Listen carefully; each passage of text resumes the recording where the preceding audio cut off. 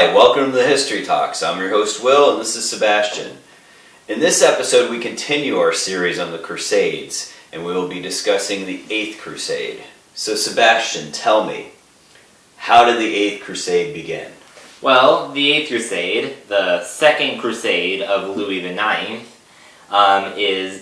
began with Louis IX having returned to France and been back in France for about a little under 20 years.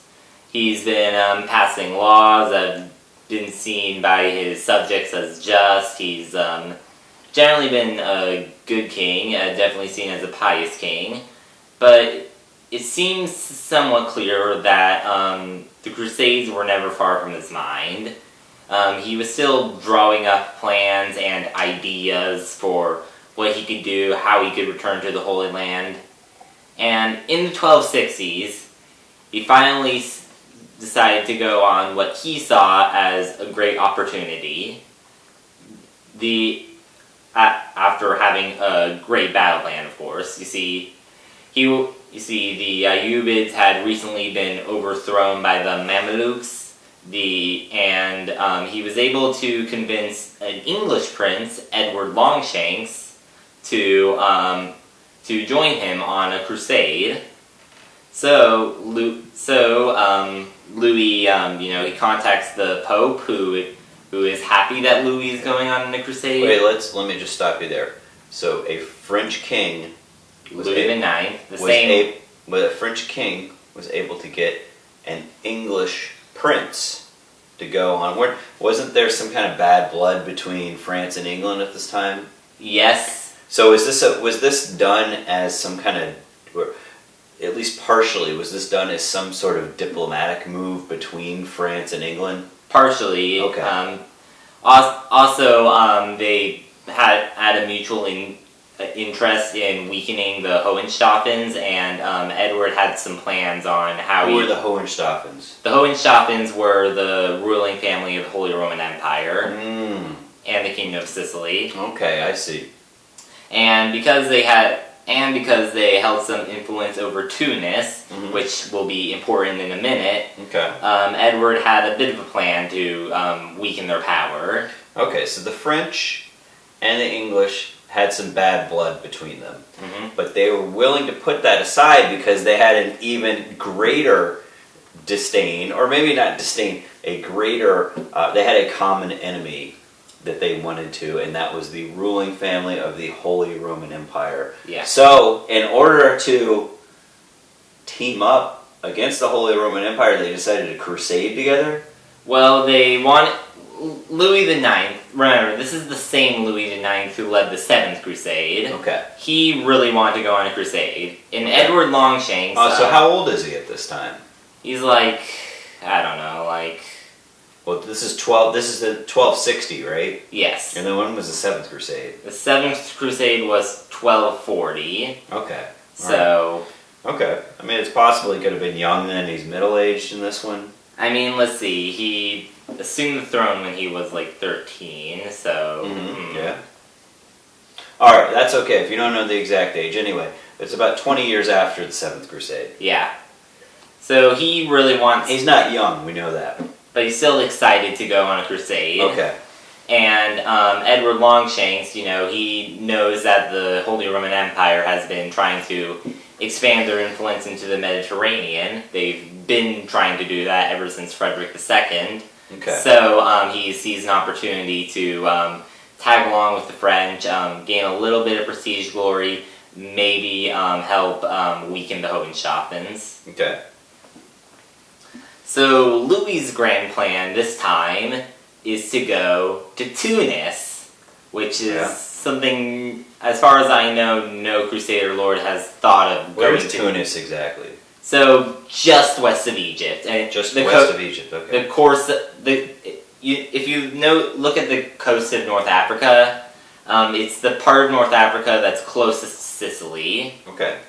And it is key in a lot of ways. It's an important port, and because of its connection to Sicily, if you control both Sicily and Tunis, you have a great deal of control over the Mediterranean. Okay. Not to mention that Tunis is where the Carthaginian Empire was set up, and in an example that would have been more contemporary to the Crusader lords, the Barbary pirates would set up in the Tunis, and many other raiders and powerful trading empires.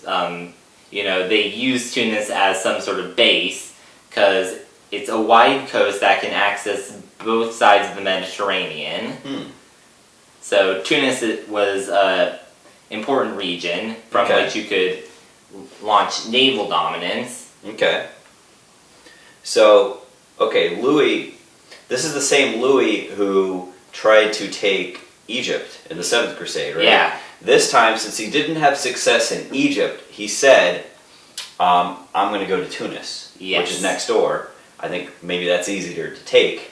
I can have a port there, and then what's his plan to go to Egypt next? He wants to take Tunis first, use it as a launching port to get over to Egypt. Is that what he's thinking? Or partially that, also to generally gain more control over the Mediterranean, and thus through that he wants the southern part of the Mediterranean, right? Yeah, and through Mediterranean control, you could significantly weaken Egypt, which is based primarily on Mediterranean trade. Yeah. You could strengthen supply lines between the Kingdom of Jerusalem and Europe. Okay. Okay. Yeah, because he's French, right? So France has ports on the Mediterranean already, the southern part of France. So he's trying to take over more of the Mediterranean region. Yeah. Okay.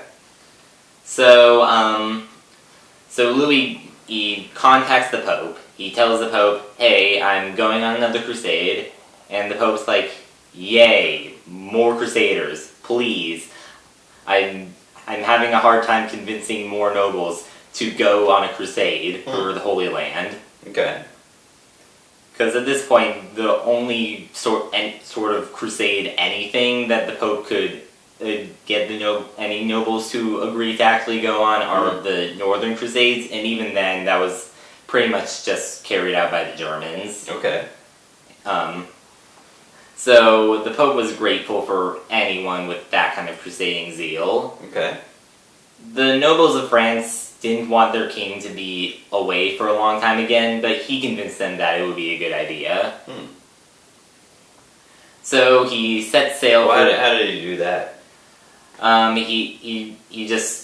He showed the same enthusiasm that he did with the 7th Crusade. Okay, and he had enough respect there he was able to do it. They probably wanted him at home. Why did they have nobles fighting each other and that kind of thing, and he was the one who would keep them in line? Is that why they wanted him at home? Actually, that's exactly, that's one of the big parts of Louis IX's reign. He actually got rid of the vassal wars that used to plague France, where vassals would settle their differences through internal warfare, and establish a more judicial system, implementing court systems and stuff. Okay, so they probably wanted him around for that reason, right? They wanted him around to keep law and order.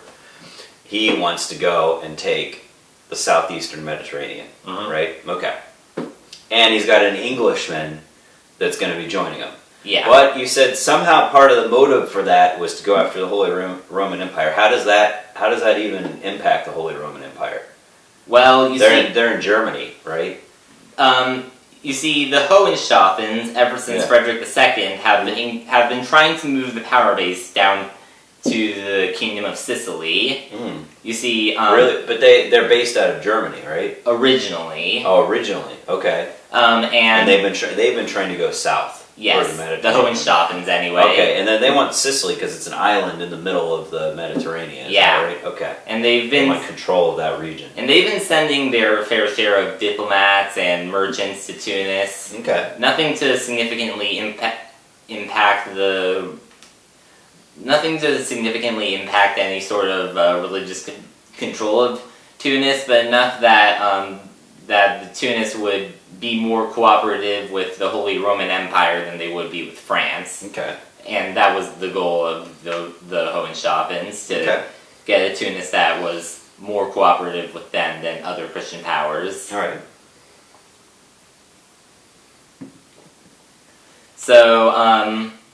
So Louis prepares his army, Edward prepares his army, and the plan is that Louis will launch a surprise attack on Tunis, because remember, by this point, all of the Crusades have either been go to Jerusalem or go to Egypt, so there's no way the Muslims would expect an attack on Tunis. Right, okay. He would surprise attack Tunis, begin a siege of the city itself, Tunis. Then Edward's reinforcements would arrive, and then they could just campaign throughout the rest of the region. Okay. This was the plan, or this is what actually happened? This is the plan. Okay, this is the plan. All right. So do things go according to plan? So Louis lands in Tunis, and disease outbreaks are worse than he expected. Disease in the camps of a besieging army, disease outbreaks are always expected. However, they were worse than Louis had expected. And while the Tunisians were also, for the benefit of Louis was happy to find that the Tunisians were a little less willful of keeping the garrison than, say, the Egyptians. But they still held out for a while. Okay. So Baibars, the Mameluke Sultan, he prepares his own army to go attack Louis. So Louis is sitting there, besieging Tunis, and then, just as he's about to crack the fort, everything comes crashing down. Because Louis dies. He just... Of disease? Yeah. Huh, okay, so the disease is pretty bad there then. Yeah. Okay. He dies, and his commanders are shocked and are unsure of what to do, so they start suing for peace with the Sultan of Tunis. And then Edward, literally a day before he's about to arrive in Tunis, hears about this and is like, alright, maybe all hope is lost for Tunis. I'm gonna go do my own thing in Antioch. Which ends up being the setup for the Ninth Crusade. Wow, okay. So is that where the Eighth Crusade ends? It ends with Louis' death and Edward going on and saying, well, I'm just going to go on to Antioch. However, there is some important notes with the treaty, because remember this is the treaty made by Louis' men. Yeah. Right? Okay. Because they don't want, once Louis' gone, they're like, we've got disease here, our leader's gone, let's just try to do something peaceful and get out of here. Yeah. Right? Okay. So what kind of deal do they come up with? One that actually surprised me in how beneficial it was for the Christians. For one thing, they guaranteed the right of religious practice for Christians in Tunis, at least for the continuity of that sultan's life. They guaranteed free trade between Tunis and France, and they kicked out all of the Hohenstaufen diplomats in Tunis. Okay. And so they got a beneficial trade deal for the French Christians. Okay. Also, the free trade expanded also to Spanish and English, but mainly to France. Okay. So they didn't actually fight any battles. They did lose some of their army to disease. They lost their king to disease. Then the king's men came up with a pretty favorable trade deal. Yeah. Right? And what happened? They went back to France after that. Edward, however, said, well, hey, I've already got my... They're in the Mediterranean on ship, right? He said, hey, I've got my navy headed down here. I'm going to keep going, but that's going to be the next crusade, right? Yeah. Okay. It's interesting to note because many historians say that he was actually only about 24 hours away from landing on the shores. Of what? Of Tunis? Yeah. Huh. Okay. He was very close, and then he got word that Louis had died and they were not going to fight there anymore. Yeah. Okay. All right. Is that, and so I suppose that's the end of the Eighth Crusade then? Yeah. Are there any other thoughts you'd like to say about the Eighth Crusade? is just very interested in how Louis was this dedicated, because he is the only monarch who was participated in multiple crusades, and both of the crusades he participated in were directly launched by him. They were his decision, rather than a call from the Pope. Yeah, okay, but he had the support of the Pope. He had the support of the Pope because he had good relations with the Pope and was known for his piety. Okay, good. All right, that's great. So, thank you everybody for tuning in, and we hope to see you again in our next episode when we discuss what Edward does when he goes over to Antioch in the Ninth Crusade.